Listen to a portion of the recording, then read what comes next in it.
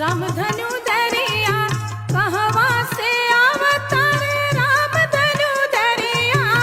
कहवा से अवतार, राम धनु धरिया